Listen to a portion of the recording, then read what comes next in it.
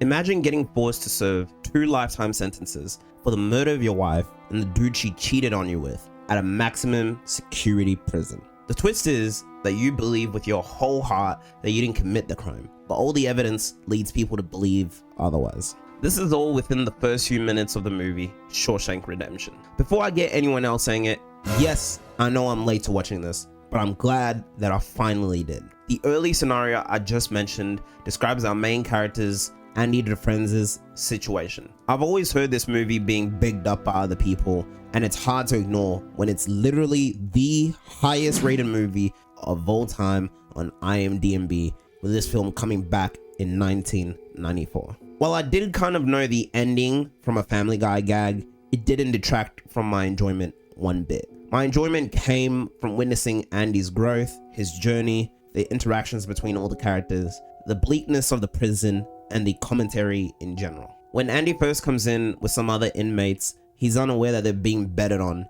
in order to see which one would break first. Up until this point, you get to see some camaraderie between the new guys that Andy is trying to establish. During the nighttime, you can hear the fat guy wail on about how he doesn't belong there and how he wants to go back to his mommy. Fortunately for him, the guards are so attentive that they came to see what was wrong with him and give him some tough love, aka getting whooped. Come to hear the next morning that he sustained severe head trauma and injuries from the attack he sustained. This is the moment where all hopes and dreams dissipated and died, showcasing how brutal the prison life can get. And for our boy wonder, Andy, it doesn't let up either, as he is chased down by the sisters and then given a bugs and his boys. As you could imply, they chased him daily and abused him in ways more than one. This continues on for a while and eventually stops after Andy makes some friends, not only in the form of Ellis, Haywood, and friends, but more importantly, the warden, Samuel,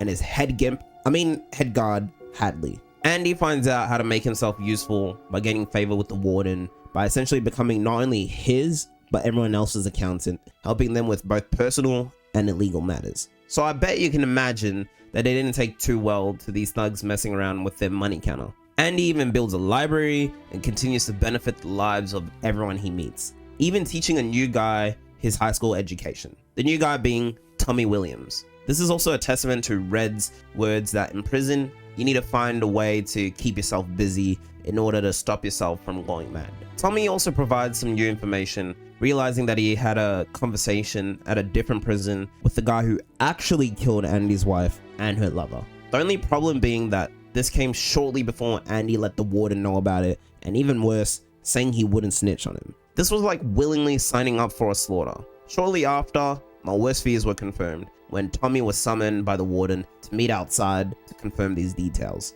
Now you may ask, what's so wrong with that? The problem is that Andy is the warden's money-making machine.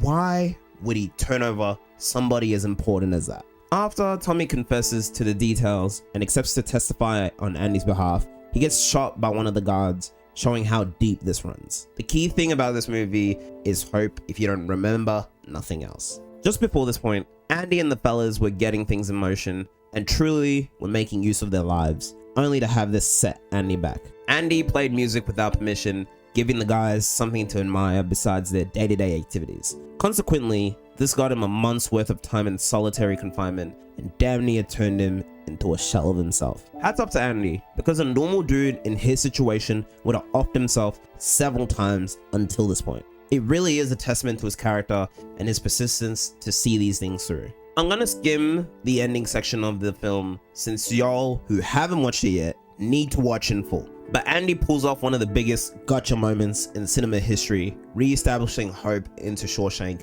and taking down these heinous villains. Now, I want to get to the other aspects I want to mention. First things first, Morgan Freeman's narration is always killer, but here it is simply exceptional. It feels like they perfectly timed when you're supposed to narrate it and to balance it with the actual story being told. Also love how institutionalism was being explored throughout this film, mainly through 2 characters. These 2 include Red and a character I haven't mentioned yet, Brooks, the librarian. Let me talk about Brooks first. Brooks has been at Shawshank for decades and has seen people come and go and find solace in his bird Jake and tending to his library. He connects with Andy fairly well and is quite easygoing. There does come a time when he's about to stab one of the other guys, Haywood, as he's told by the warden that this is his only way that he'll be kept inside. This meaning that he was going to be released as his time had been served. He was going to be released into the outside world and have to learn how to reintegrate into society.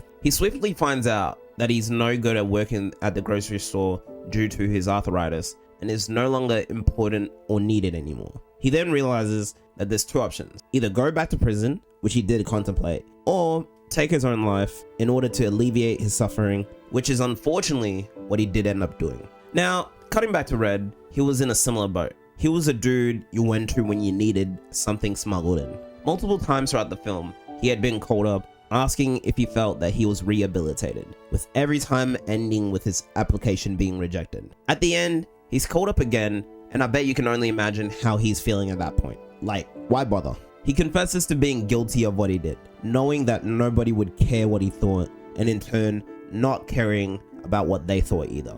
Fortunately, in one of the most powerful scenes of the movie, he gains his freedom and is sent to the same halfway house that Brooks was sent to earlier. He works the same job too, and realizes how Brooks ended up the way that he did. Fortunately, he didn't take his life, and next to Brooks' engraving, he says that Red was here too, in a beautiful, sweet gesture of love and affection. Like, dog, I put off watching this movie for years. I think it was partially of me being scared that it wouldn't live up to the hype. Damn it, it does to the 10th degree. Seriously, if you haven't watched it, then please do. As always, thanks for watching, and this is Black Sugar Lovin', out.